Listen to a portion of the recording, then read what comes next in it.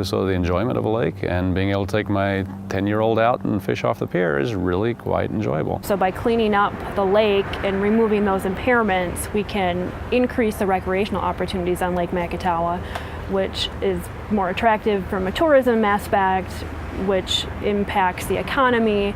So really clean water is the foundation for all of that.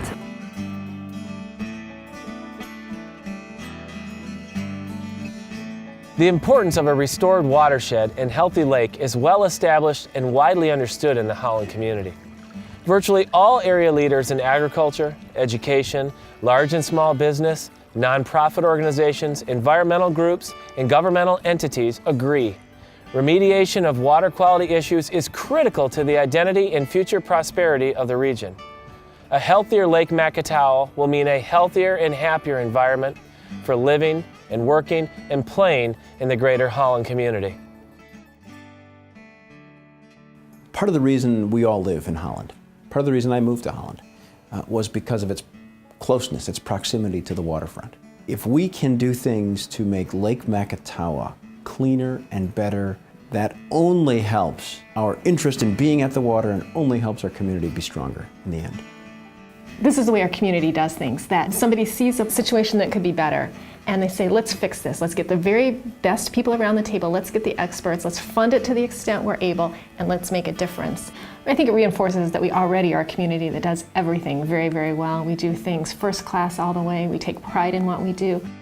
This community is too good to allow a key element to lag behind the other progress that we've made. It's a responsibility of the community to now address these issues and come together to improve this incredible resource that we have.